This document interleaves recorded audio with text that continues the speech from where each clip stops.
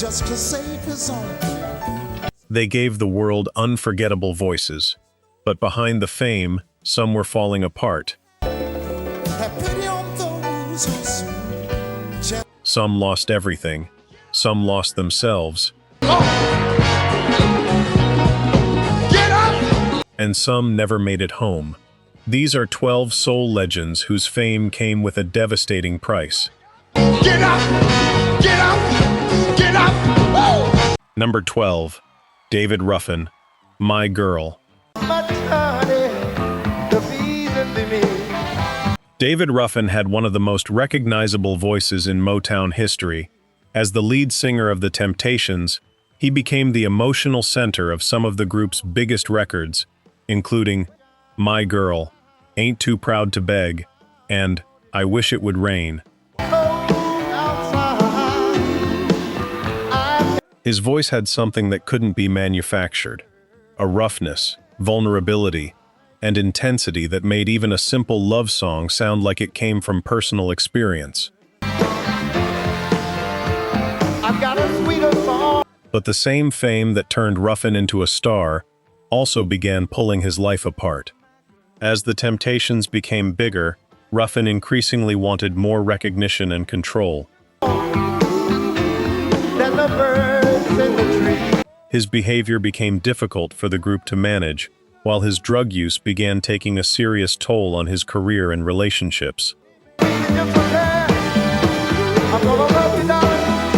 Eventually, the group made the decision that seemed almost impossible at the time. They fired him. The man whose voice had helped define The Temptations was suddenly standing outside the group that had made him famous. Ruffin tried to prove he could succeed alone. His solo career produced hits, including My Whole World Ended, and for a brief period, it looked like he might build an even bigger career without The Temptations. But the personal problems didn't disappear. His drug use continued. His career became increasingly unstable. Opportunities that once seemed endless became harder to find. And in 1991, David Ruffin died from an accidental drug overdose. He was only 50 years old. The voice that once made millions of people fall in love had become another reminder of how quickly fame can turn into isolation. And Ruffin's story wasn't unique. Because the next singer had something even more frightening waiting for him. A battle that wasn't happening around him. It was happening inside his own mind. Number 11. Donny Hathaway, A Song for You. Donny Hathaway could make sadness sound beautiful. His voice carried warmth, intelligence, and pain in equal measure. I treated you unkindly. But Hathaway wasn't simply a singer. He was a pianist, arranger, composer, producer, and one of the most respected musicians working in soul music. His collaborations with Roberta Flack produced classics like Where Is the Love and The Closer I Get to You, while his live recordings demonstrated just how extraordinary he was as a performer. To audiences, Hathaway sounded completely in control. Behind the scenes, however, his life was becoming increasingly difficult. By the early 1970s, Hathaway's behavior had become increasingly erratic. He struggled with serious mental illness, withdrew from public life, and found it increasingly difficult to maintain the career that had once seemed so promising. Then came one of the darkest periods of his life. And if my words don't come together. Hathaway experienced severe psychological episodes and became convinced that people were trying to kill him and steal his music. For the people around him, it was devastating to watch. Listen to the melody. Here was a man who could communicate emotion better than almost anyone, yet he was struggling to communicate what was happening inside his own mind. Then, in January 1979, Donny Hathaway was found dead after falling from the 15th floor window of a New York hotel. He was only 33. The exact circumstances surrounding his death have been debated, but the tragedy itself is undeniable. A man who could make millions of people feel understood couldn't escape the battle happening inside himself. Remember when we were together. And the next story brings us to another extraordinary voice, one that could reach notes almost nobody else could reach, until a devastating illness changed everything. Number 10. Minnie Riperton, Lovin' You. Minnie Riperton had a voice that sounded almost impossible. She could rise into the whistle register and produce notes that seemed to belong to another instrument entirely. But it wasn't just her range that made her special. There was an innocence in her voice, a softness, and nowhere was that more obvious than on Lovin' You. And everything that I do. The song became Riperton's signature recording and introduced her extraordinary voice to millions of listeners. But while the world heard beauty, Minnie Riperton was fighting for her life. In 1976, she was diagnosed with breast cancer. She underwent a radical mastectomy, but instead of disappearing from the public eye, she continued recording and performing. She also became an advocate for cancer awareness, using her growing fame to speak publicly about the disease. But the cancer continued to spread. Her health deteriorated while her music remained popular, and that created one of the cruelest contrasts in her story. The recordings made Minnie Riperton sound almost immortal, while the woman behind them was running out of time. Minnie Riperton died in 1979. She was only 31 years old. Her voice survived, her music survived, but she didn't get the chance to see just how influential that voice would become. And if Riperton's story shows what illness can take from an artist, the next story shows what one terrible accident can take away from a performer overnight. Number 9. Teddy Pendergrass, If You Don't Know Me By Now. Like I'm trying to understand you. Teddy Pendergrass was becoming one of the biggest male voices in soul music. With Harold Melvin and the Blue Notes, his deep, commanding voice helped create records that became Philadelphia soul classics. Then came his solo career. Children, when we argue, fussing. And suddenly, Teddy Pendergrass wasn't just successful, he was a superstar. His voice was powerful, his image was magnetic, and his live performances made him one of the biggest attractions in R&B. 'Cause we only act like.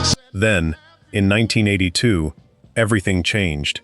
Pendergrass was driving in Philadelphia when his car crashed into two trees. The accident left him paralyzed from the chest down. He was only 31. For an artist whose career depended heavily on physical presence, movement, and live performance, the consequences were devastating.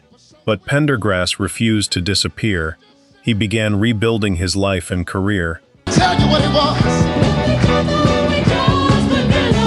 And in 1985, he made one of the most emotional appearances of his entire career when he performed at Live Aid. He couldn't move the way he once had. He couldn't command the stage with the physical power audiences remembered.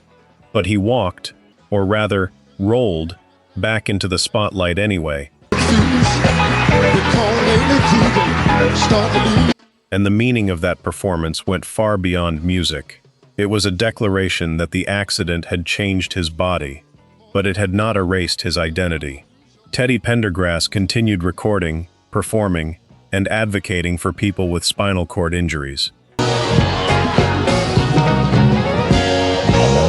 He died in 2010, but his story wasn't simply about losing what he once had.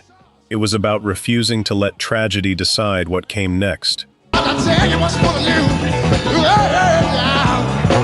And next comes a man whose fame reached almost unimaginable heights, but whose private life became increasingly difficult to control.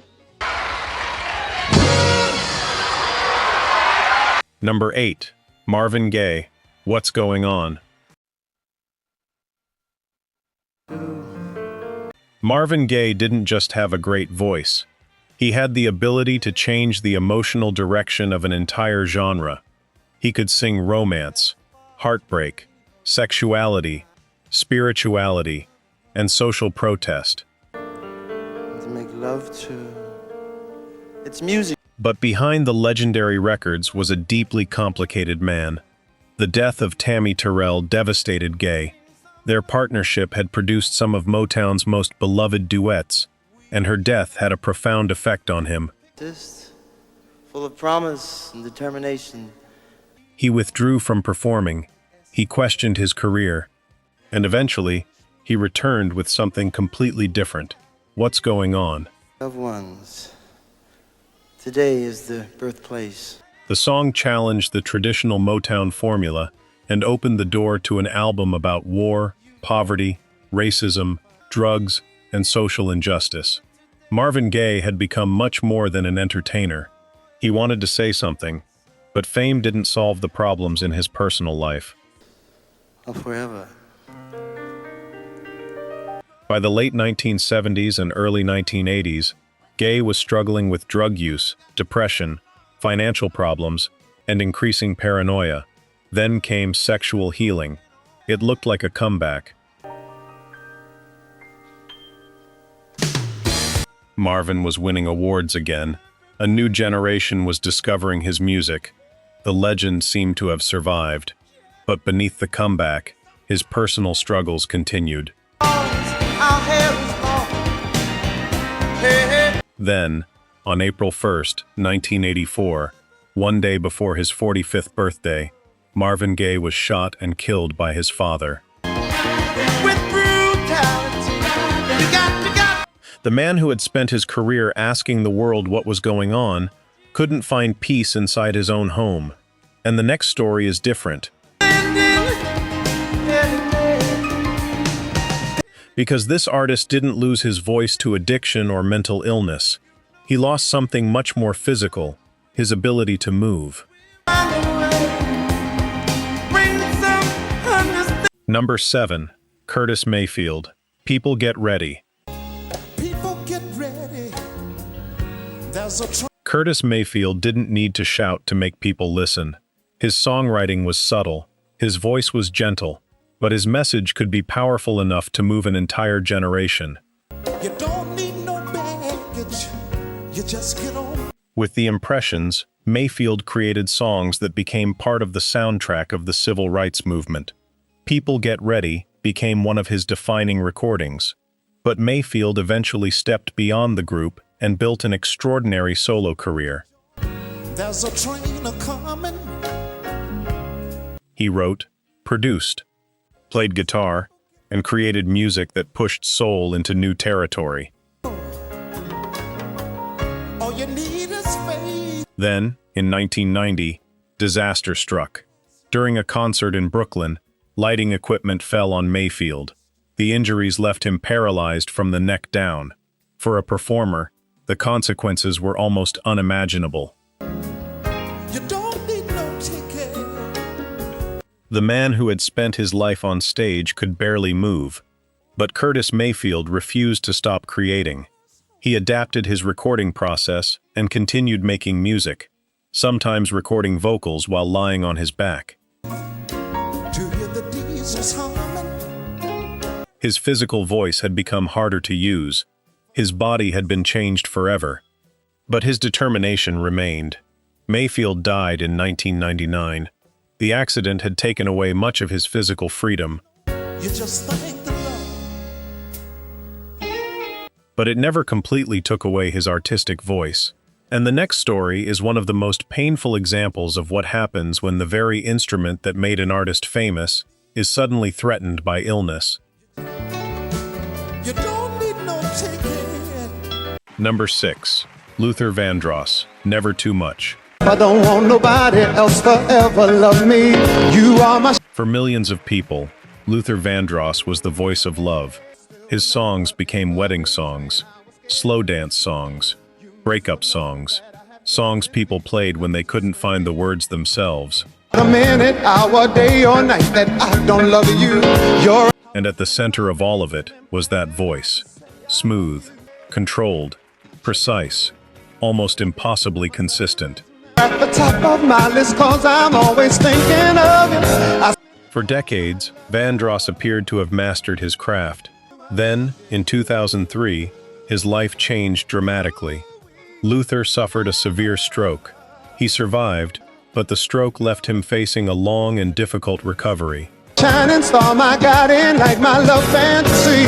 There's not... The man whose career had been built around singing was now fighting to regain abilities that most people take for granted. His public life became quieter. Rehabilitation replaced touring, recovery replaced recording, and the world that had once demanded another Luther Vandross album suddenly had to wait. I called you up, but you weren't there, and I was broken heart. In 2005, Luther Vandross died. He was 54. His voice remained perfectly preserved on the recordings, and that is what makes his story so haunting. In your arms is never too much. You can press play today, and Luther sounds completely alive. But the recording doesn't show you what happened to the man behind the microphone. Kisses from you is never too much. And next comes a singer whose tragedy may be one of the most painful of all, because she was scheduled to perform for an audience on the very night she died. I woke up today, looked at your picture just to get me started. Number 5. Phyllis Hyman, You Know How to Love Me. Phyllis Hyman had the kind of voice that could make sophistication sound effortless. She could sing jazz, soul, R&B, ballads, and she possessed a stage presence that made her seem completely in control. But behind the elegance was a woman struggling with severe depression and other personal problems. The music industry didn't always make things easier. Her career became complicated by conflicts with record companies and personal struggles, while depression and substance abuse continued affecting her life. And then came the tragedy. In 1995, Phyllis Hyman was preparing to perform at the Apollo Theater. There was supposed to be another night of music, another performance, another audience waiting to hear that remarkable voice. Instead, Hyman died from an overdose. She was 45. Think about that. The stage was waiting for her. The audience was waiting for her. The microphone was waiting for her. But she never walked onto that stage. And sometimes, that is the cruelest part of a tragic music story. The world sees the performance, but never sees what the performer is fighting before the curtain rises. The next artist survived addiction, grief, and years of personal turmoil, and somehow managed to keep finding his way back to the music. Number 4. Bobby Womack, If You Think You're Lonely Now. I want to dedicate this song to all the lovers tonight. Bobby Womack was a survivor. He worked with Sam Cooke. He became a respected songwriter. He built a solo career, and he wrote music that would influence generations of soul, R&B, rock, and hip-hop artists. I wish you were still home. But Womack also spent years fighting addiction. Cocaine and alcohol became destructive forces in his life. the ones that ain't got nobody.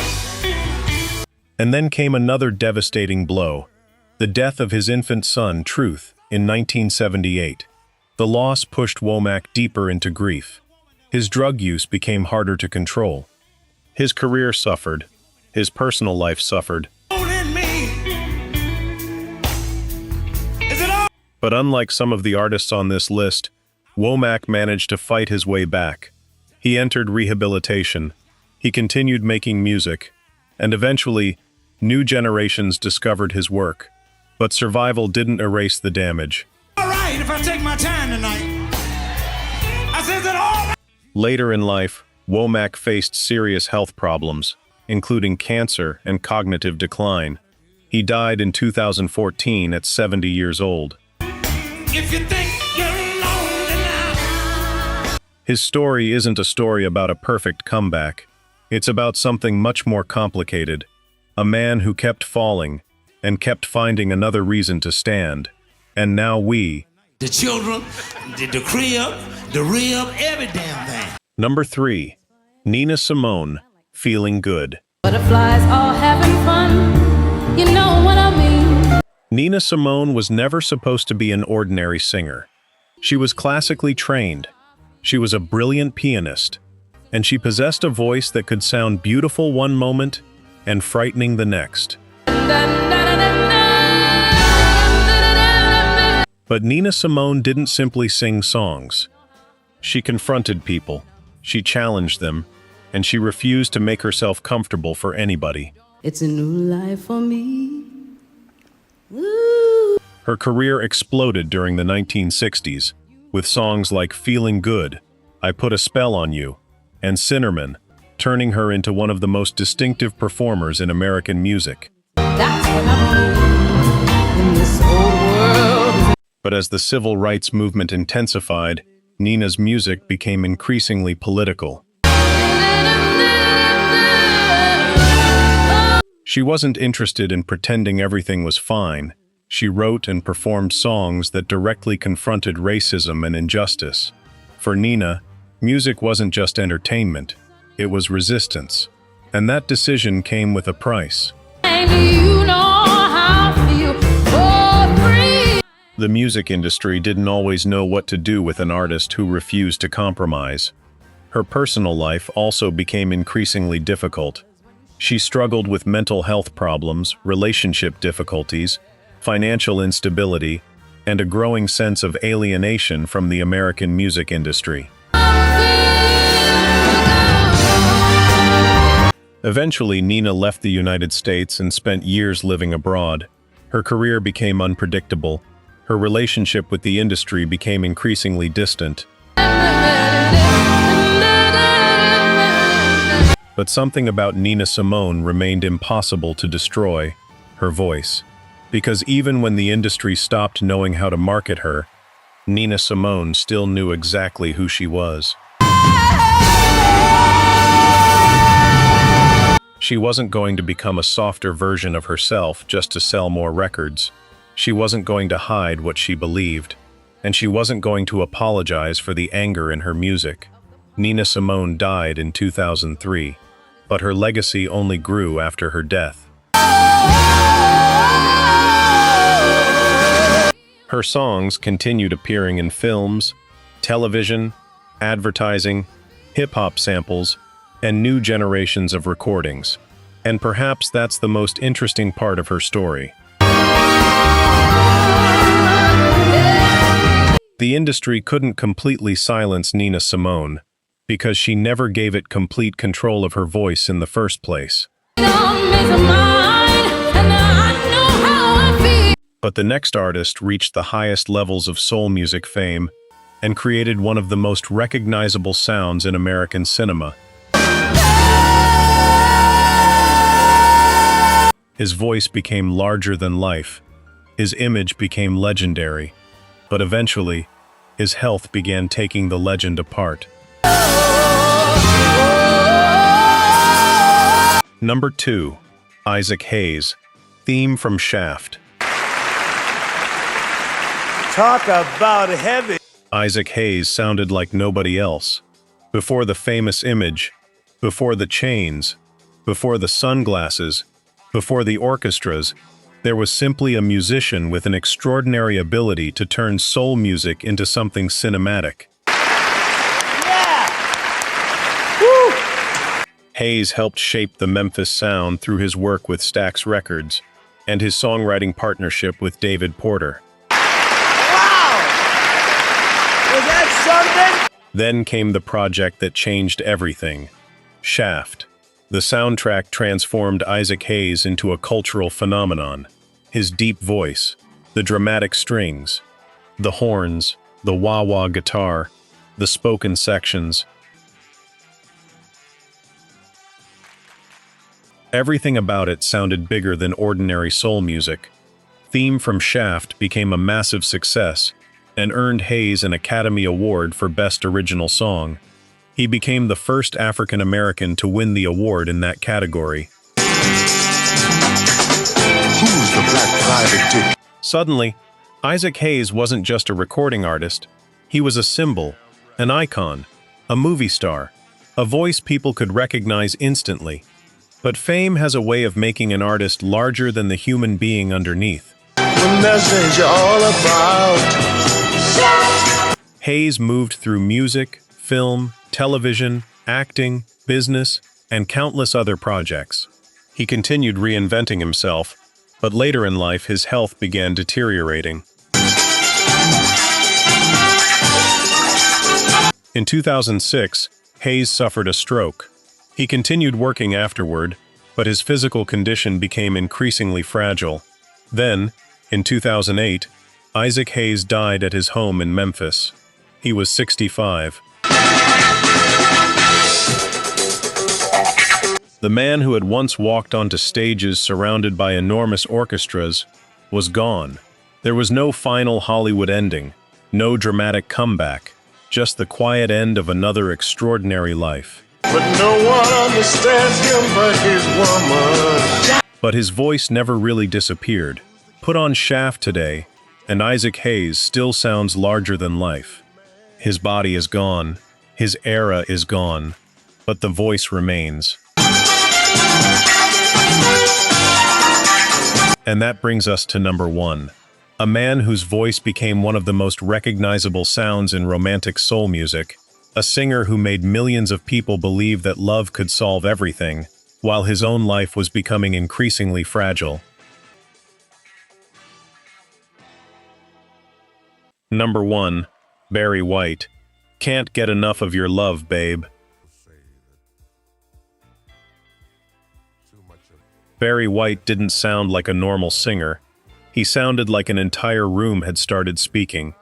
His deep voice became one of the most recognizable sounds in soul music. It's just not enough. When Barry White spoke, people listened. When he sang, people believed him. And when his orchestra began playing behind him, the image was complete. Barry White became one of the defining voices of romantic soul. His music wasn't just heard, it was felt. Songs like Can't Get Enough of Your Love, Babe, and You're the First, the Last, My Everything, turned him into an international star. Lord, some things I can't get used to.